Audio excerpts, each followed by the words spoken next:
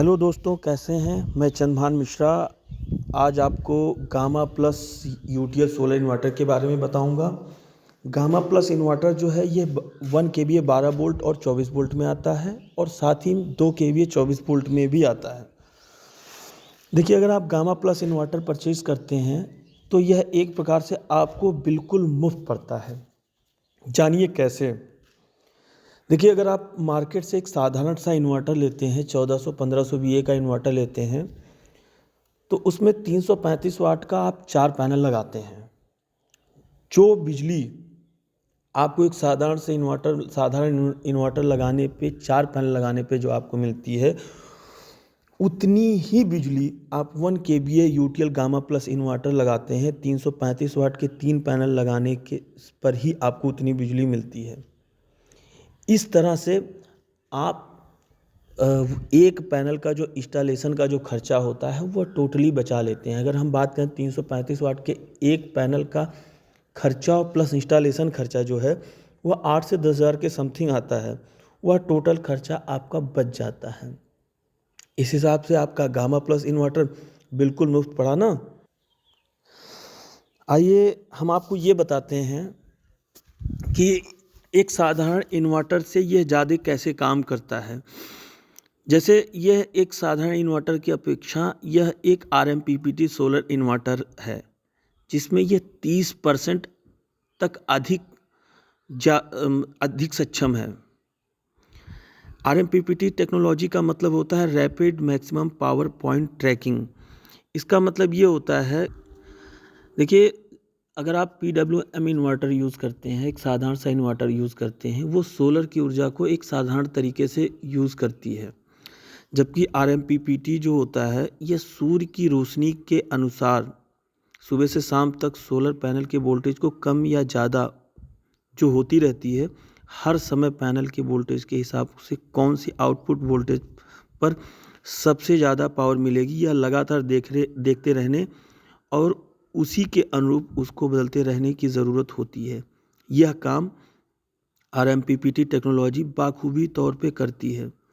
अगर यह ट्रैकिंग प्रक्रिया अगर सुबह से लेकर शाम तक अच्छी तरीके से हो जाए तो यह 30% तक ज़्यादा बिजली जनरेट करती है, जिससे आप एक साधारण इन्वर्टर की अपेक्षा यह आप 30% एक्स्ट्रा यूज़ कर सकते हैं।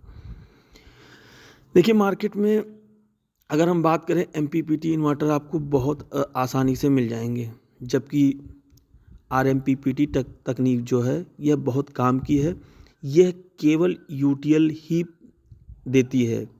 RMPPT टेक्नोलॉजी के लिए पेटेंट फाइल किया है केवल यूटीएल ने, और यह केवल यूटीएल सोलर के पास ही आपको मिलेगा।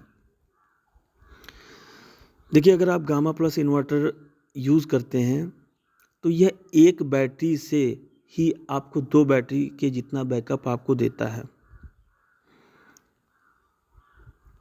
जैसे आप साधारण सा इन्वर्टर लेते हैं जो आपको 2 बैटरी लगा के जो आपको बैकअप मिलता है, अगर आप गामा प्लस इन्वर्टर यूज़ करते हैं तो आपके 2 बैटरी के बराबर यह अकेले एक बैटरी ही बैकअप देता है, क्योंकि यह RMPPT तकनीक से सोलर की दूसरी बैटरी का काम करता है।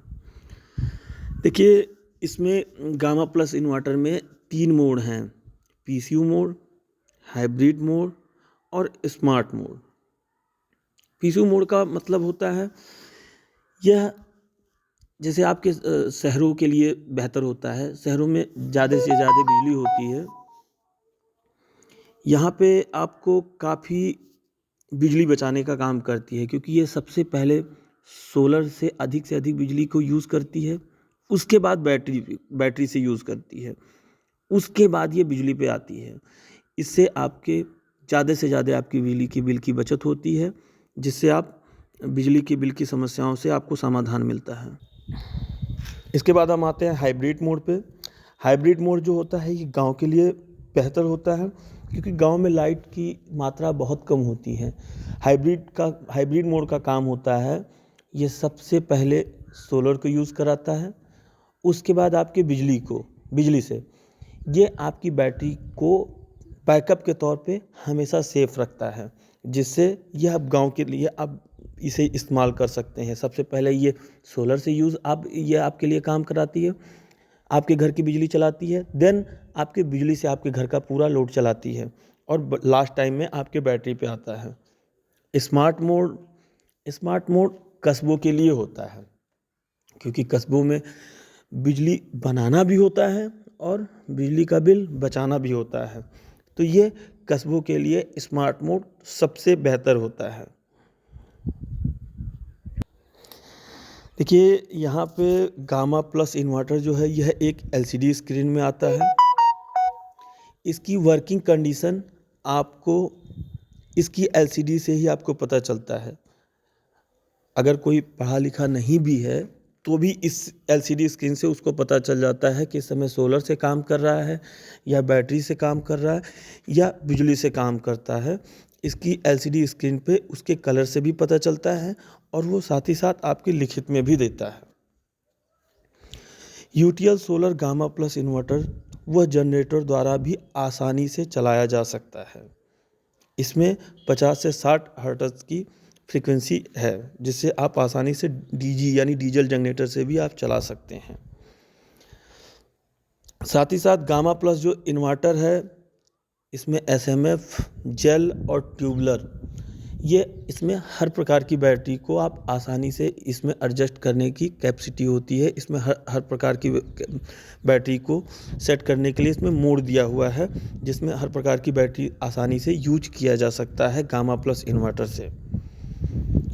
ये आपके कंप्लेन नंबर है, इसमें आप कॉलिंग और व्हाट्सएप के द्वारा भी आप इस पर कंप्लेन कर सकते हैं, जिससे आपके घर पे 24 से 48 घंटे में आपके घर पे सर्विस इंजीनियर जा करके आपके घर की सर्विस देता है। आपके जो भी आपकी समस्याएं होती है उसकी समस्याओं का समाधान करता है।